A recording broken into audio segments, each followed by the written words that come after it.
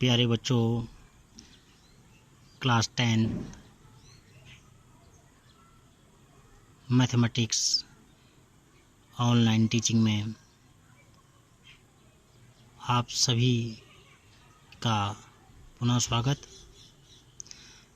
कल हमने प्रश्नावली 4.4 एक्सरसाइज 4.4 के क्वेश्चन नंबर 1 के तीनों पार्ट कल परसों हमने करवाए। आज इसमें क्वेश्चन नंबर 2 हम हल करने जा रहे हैं। क्वेश्चन नंबर 2 मैं आपके सामने एक बार पढ़ के सुना देता हूँ। निम्न प्रत्येक द्विघात समीकरण के का ऐसा मान ज्ञात कीजिए कि उसके दो बराबर मूल हो। तो हमारे पास यहाँ पर द्विघात समीकरण है। द्विघात समीकरण हमारे पास इसका क्वेश्चन नंबर 2 का फर्स्ट पार्ट मैं द्विघात समीकरण लिख देता हूँ यहाँ पर। तो हमारे पास दी गई द्विघात समीकरण है, दी गई द्विघात समीकरण हमारे पास है 2x² + kx + 3 = 0। यहाँ पर ये हम अब क्या कह रहा है कि के दो बराबर मूल मान क्या हैं। यहाँ पर के जो मान हैं दो बराबर मूल हैं। तो अर्थात दिया है द्विघात समीकरण के मूल बराबर हैं। हम इससे पूर्व यह ज्ञात कर चुके हैं कि द्विघात समीकरण के मूल कब बराबर होते हैं। तो हम जानते हैं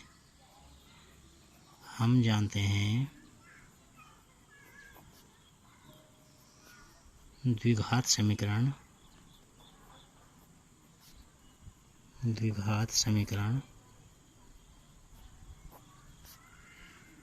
के मूल बराबर होंगे। कब होंगे बराबर? जब विविध कर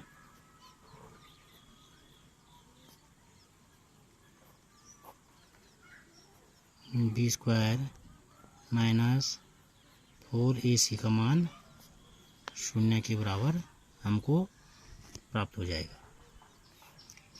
तो अब हम क्या करेंगे, समीकरण 1 की तुलना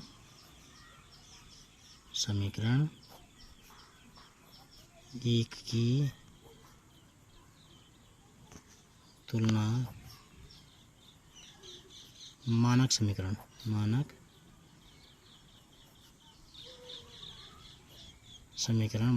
हमारे पास है ax² + bx + c = 0 से करने पर। तो जब तुलना करेंगे तो a बराबर 2, b बराबर k और c बराबर 3। अब ये जो a, b और c के मान आए तो ये मान हम विविध कर में रख लेंगे। तो इसको हम यहाँ पर समीकरण 1 मान लेते हैं। तो समीकरण 1 में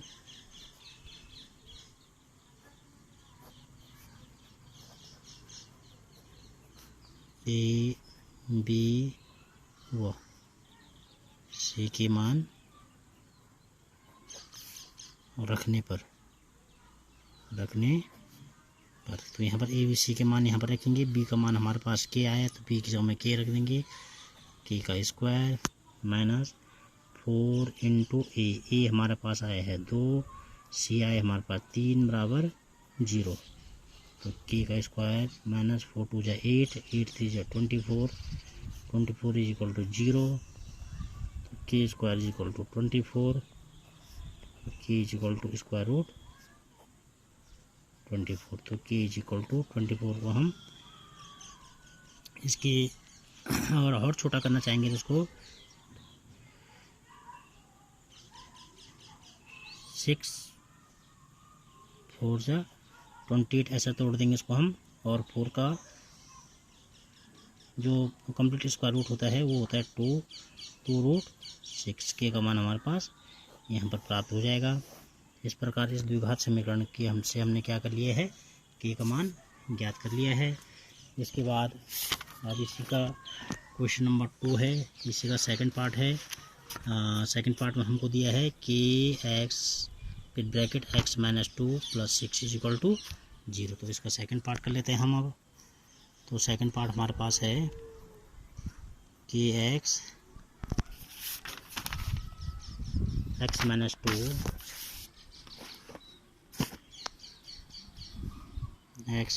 2 + 6 = 0। तो हम इस प्रश्न को सही ढंग से करेंगे, इसको अंदर इसको मल्टीप्लाई कर लेंगे तो kx² हो गया ये -2 kx + 6 = 0। या तो ऐसा कर लेंगे आप, या तो जो मैं बता रहा हूँ वैसे करेंगे हम। तो चलो ऐसे कर लेते हैं। हम जानते हैं नहीं, इसमें भी वही दिया है, द्विघात समीकरण के मूल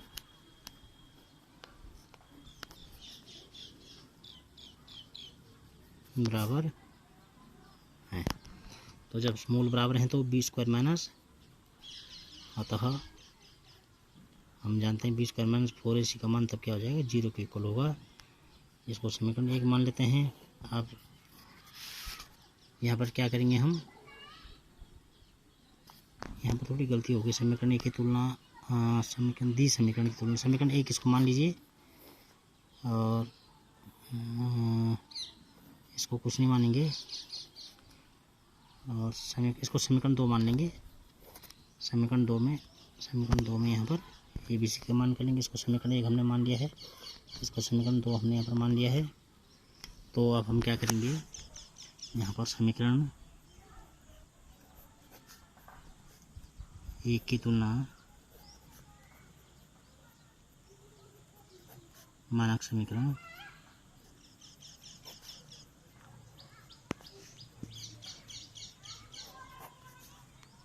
ax² +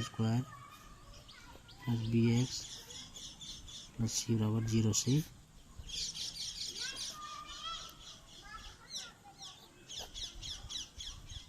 करने पर जब तुलना करेंगे तो a